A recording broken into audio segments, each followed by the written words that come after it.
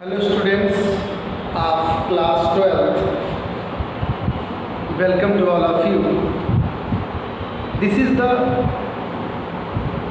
second yani last part of the lesson of your poetry section, The Passing of Arthur, composed by Alfred Lord Tennyson. I have told you, I have taught you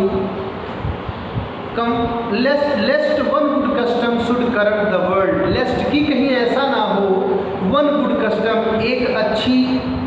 अच्छा रीति रिवाज, एक अच्छी परंपरा, एक अच्छी व्यवस्था should corrupt the world, पूरे संसार को भ्रष्ट ना कर दे, अर्थात बिगाड़ ना दे। इसका मतलब ये हुआ कि भगवान अपनी इच्छाओं को कई तरीके से पूर्ण कर लेता है, अर्थात भगवान को अपनी इच्छा को पूर्ण करने के लिए उसके पास बहुत सारे रास्ते हैं। और भगवान अब ये विचार करता है कि एक ही व्यवस्था बहुत समय तक चल करके इस संसार को नष्ट ना कर दे, इस संसार की गतिशीलता को बर्बाद ना कर दे। इसलिए यहाँ पर प्रयोग किया गया लेस्ट वन गुड कस्टम, एक अच्छी परंपरा बहुत दिनों तक स्टे करके, बहुत दिनों तक रख करके शुड करप्ट द वर्ल्ड, इस संसार को ही ना बिगाड़ दे, इस संसार को भ्रष्ट ना कर दे, नष्ट ना कर दे। इसलिए भगवान अपनी इच्छा को तमाम तरीके से पूर्ण करता है, अर्थात अपनी इच्छा को भगवान पूरा ही करता है और उसके लिए तमाम सारे रास्ते हैं। इसलिए एवेडिवर कंफर्ट दाई सेल्फ, इसलिए एवेडिवर राजा आर्थर अपने परम सेवक बेडीवर से कहते हैं, अपने नाइट बेडीवर, नाइट माने योद्धा, बेडीवर से सरदार, बेडीवर सरदार या सेवक का दीजिए, परम सेवक सरदार बेडीवर से कहते हैं comfort thy self, thy self माने अपने आप को, दाऊ दी दाई, दाई सेल्फ, दाऊ दी दाई, दाऊ माने तू, दी माने तेरा या तुझे, दी माने तुझे या तुझको, और दाई माने तेरा, और दाई सेल्फ माने अपने आप को। कंफर्ट दाई सेल्फ, कंफर्ट माने होता है आराम देना। इसलिए ए बेडीवर, तू अपने आप को संतोष प्रदान कर, तू अपने आप को सांत्वना प्रदान कर, आराम से रह। व्हाट कंफर्ट इज इन मी, उसी प्रकार से जो व्हाट कंफर्ट इज इन मी, जिस प्रकार का कंफर्ट यानी चैन यानी संतोष मेरे अंदर, व्हाट कंफर्ट इज इन मी, जिस प्रकार का कंफर्ट मेरे अंदर है उसी प्रकार से तू भी अपने आप को कंफर्ट कर, अर्थात संतोष दे, शांति प्रदान कर, सांत्वना दे। अब व्हाट कंफर्ट इज इन मी, जो कंफर्ट मेरे अंदर है, यानी मैं राजा था और मेरा तो सब कुछ चला गया, तू तो किसी के काल में, किसी के राज्य में सरदार है, तो किसी के समय में भी रह सकता है, लेकिन सब कुछ तो मेरा ही तो था, राजा मैं था। जब मैं उस चीज़ों को खोने से बिल्कुल भयभीत नहीं हूँ, मुझे कोई भी दुख नहीं है, मैं अपने आप को संतोष बधा रहा हूँ, तो तू क्यों जो है इतना परेशान हो रहा है, तू मेरे लिए इतना परेशान ना हो। कंफर्ट दाई सेल्फ, तू अपने आप को सांत्वना दे। व्हाट कंफर्ट इज इन मी, जो कंफर्ट यानी जो संतोष, जो सांत्वना मेरे अंदर है उससे तू सीख। आई हैव लिव्ड माई लाइफ, इसलिए मैं जानता हूँ कि तुम मेरे बहुत ही परम सेवक हो, लेकिन आई हैव लिव्ड माई लाइफ, मैंने अपने जीवन को जी लिया है, अर्थात मैंने अपने जीवन में जी लिया है। एंड दैट, और जो कुछ भी करना था, विच माने जिसे आई हैव डन, उसे मैंने कर लिया। And that which I have done, और जो कुछ भी मुझे करना था अपने जीवन में, मैंने अपने जीवन को कर लिया है, जीवन में कर लिया है, अर्थात मैंने अपने जीवन के उद्देश्य को प्राप्त कर लिया है, मैंने अपने जीवन को जी लिया है। और आई एंड दैट, और जो कुछ भी मुझे प्राप्त करना था, विच आई हैव डन, जो कुछ भी मुझे करना था मैंने कर लिया है। इसलिए तू अपने आप को संतोष बधा, सांत्वना दे, जो सांत्वना मेरे अंदर है। May he within himself make pure, I have lived my life, मैंने अपने जीवन को जी लिया है। And that which I have done, और जो कुछ भी मुझे करना था मैंने अपने जीवन में वो कर लिया है। और जो कुछ भी मैंने किया है, मे ही माने वह, अर्थात वह भगवान कैपिटल लेटर में है, ही माने वह, अर्थात वह भगवान, वह ईश्वर, में विदिन हिमसेल्फ, विदिन माने अपने इच्छा से, विद हिमसेल्फ माने स्वयं की इच्छा से, वह अर्थात वह ईश्वर अपनी स्वयं की इच्छा से, अपनी स्वयं की शक्ति से मैं प्योर उन सभी चीज़ों को जो कुछ भी मैंने किया है उसे शुद्ध कर दे अपनी कृपा से। वह अर्थात वह ईश्वर अपनी कृपा से उन तमाम सारी चीज़ों को शुद्ध कर दे, शुद्ध बना दे, जो गलती हो उसको क्षमा कर दे। बरदाऊ किंतु तुम, राजा आर्थर फिर आगे कहते हैं बरदाऊ किंतु तुम। अब बरदाऊ के बाद काम है, उसके बाद बरदाऊ को बाद में लेते हैं। बरदाऊ किंतु तू, दाऊ माने तू अर्थात तुम, किंतु तुम, if thou shouldst never see my face again, if thou यदि तू, सुडस्ट नेवर सी नहीं देखो, माई फेस माने मेरे चेहरे को, अगेन माने दोबारा, यानी मैं अब तो जा रहा हूँ और यहाँ से भी जा रहा हूँ, हो सकता है इस जीवन को छोड़ करके अब चला जाऊँ। तो if thou shouldst never see my face again, यदि तू मेरे चेहरे को दोबारा ना देख पाए, अर्थात यदि मैं मर जाऊँ और तू मुझे दोबारा ना देख पाए, तुझे मुझे देखने का जो है सौभाग्य प्राप्त ना हो, तो दाऊ तो तुम प्रे फॉर माई सोल, तो दाऊ माने तुम बरदाऊ, किंतु तुम क्या, pray for my soul, for my soul माने मेरी आत्मा के लिए, मेरी आत्मा की शांति के लिए, प्रे माने प्रार्थना करना। तो ए बेडीवर दाऊ तू, ए बेडीवर तू, प्रे फॉर माई सोल, मेरी आत्मा के लिए अर्थात मेरी आत्मा की शांति के लिए प्रे करना, प्रार्थना करना। फिर से एक बार देखते हैं। But thou if you shouldst never see my face again, pray for my soul, but thou किंतु तुम मेरी आत्मा के लिए अर्थात मेरी आत्मा की शांति के लिए प्रार्थना करना, यदि तुम मेरे चेहरे को दोबारा ना देख पाओ तो, अर्थात यदि तुम मेरे चेहरे को दोबारा ना देख पाओ, अर्थात यदि मैं मर जाऊं और मेरा भेंट दोबारा तुमसे ना हो, तो ए बेडीवर दाऊ तू प्रे फॉर माई सोल, मेरी आत्मा की शांति के लिए प्रार्थना करना। More things are wrought by prayer, more things माने बहुत सारी चीज़ें, आर रॉट माने पूर्ण हो जाती है, पूर्ण की जाती है, बाय प्रेयर माने प्रार्थना के द्वारा, यानी प्रार्थना से बहुत सारी चीज़ें, more things are wrought, wrought माने पूर्ण होना, तो more things are wrought by prayer, बहुत सारी चीज़ें अर्थात इस संसार में बहुत सारी चीज़ें प्रार्थना से पूर्ण की जाती है, प्रार्थना से पूर्ण हो जाती हैं। Than this world dream of, than this world जिसके विषय में यह संसार कल्पना भी नहीं कर सकता, यानी जिन जिन चीज़ों के विषय में यह संसार कल्पना करता हो, उनकी अपेक्षा बहुत सारी चीज़ों को क्या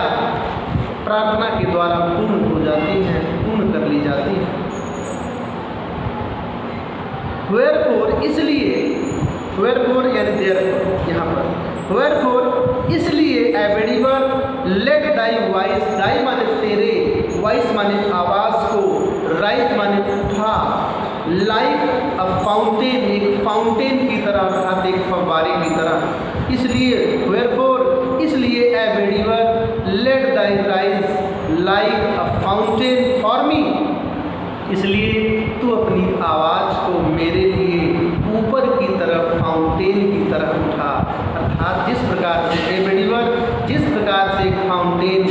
हमेशा ऊपर की ओर उठता रहता है, उसी प्रकार से तुम मेरे लिए क्या, मेरे लिए अपनी आवाज़ को ऊपर की तरफ जाने दे, अर्थात ऊपर की तरफ उठाता रहा, अर्थात भगवान से प्रार्थना करते रहा। नाइट एंड डे माने जीवन के हर पल, यानी हर समय, यानी दिन और रात में, मतलब ये कि जीवन के हर पल में, इसलिए O Bedivere let thy voice rise like a fountain for me night and day, इसलिए ए बेडीवर दिन रात यानी सुबह शाम, यानी जीवन के हर पल में क्या कर, तू जीवन के हर पल में तू अपनी आवाज़ को मेरे लिए अर्थात मेरी आत्मा की शांति के लिए ऊपर की तरह उठाता रहा, ऊपर की तरह उठाता रहा, अर्थात हमेशा प्रार्थना करता रहा। For what are men better than sheep or goats, बहुत ही सुंदर लाइन है। फॉर व्हाट आर मैन, क्या द मैन माने व्यक्ति, आर माने होते हैं, बेटर माने अधिक अच्छा, दैन माने अपेक्षा, शीप एंड गोट्स भेड़ बकरियों से। क्या वे व्यक्ति भेड़ और बकरियों से अधिक श्रेष्ठ होते हैं? बेटर होते हैं, अधिक श्रेष्ठ। क्या वे व्यक्ति भेड़ और बकरियों से अधिक श्रेष्ठ होते हैं? That nourish a blind life within the brain, जो विद इन द ब्रेन, जो भौतिकता में यानी तर्क के साथ, जो भौतिकता में विद इन द ब्रेन, जो भौतिकता में अपने जीवन को निरर्थक व्यतीत करते हैं और कभी भगवान की प्रार्थना नहीं करते, भगवान में आस्था नहीं रखते, क्या वे व्यक्ति भेड़ बकरियों से श्रेष्ठ होते हैं? अर्थात नहीं होते। For what are the man than sheep or goat, क्या वे व्यक्ति भेड़ और बकरियों की अपेक्षा श्रेष्ठ होते हैं? That nourish a blind life, जो ब्लाइंड लाइफ जीते हैं, अर्थात जो थॉटलेस जीवन जीते हैं, ब्लाइंड लाइफ जीते हैं, अर्थात विचारहीन जीवन जीते हैं। With in the brain, with in the brain का मतलब यहाँ पर होता है भौतिकता से पूर्ण होकर के, आस्था विहीन होकर के। तो जो व्यक्ति आस्था से विहीन होकर के, विद इन द ब्रेन, जो व्यक्ति आस्था से विहीन होकर के भगवान में विश्वास ना रखते हुए तर्कहीन, ये कह दीजिए थॉटलेस जीवन, ब्लाइंड लाइफ जीते हैं, क्या वे व्यक्ति भेड़ बकरियों से श्रेष्ठ होते हैं? इसका मतलब ये हुआ कि वे व्यक्ति भेड़ बकरियों से श्रेष्ठ नहीं होते हैं। इफ नोइंग गॉड, और भगवान को जानते हुए, नोइंग गॉड, इफ माने यदि, भगवान को जानते हुए भी, अर्थात यह जानते हुए कि भगवान इस संसार में है, यह जानते हुए भी यदि,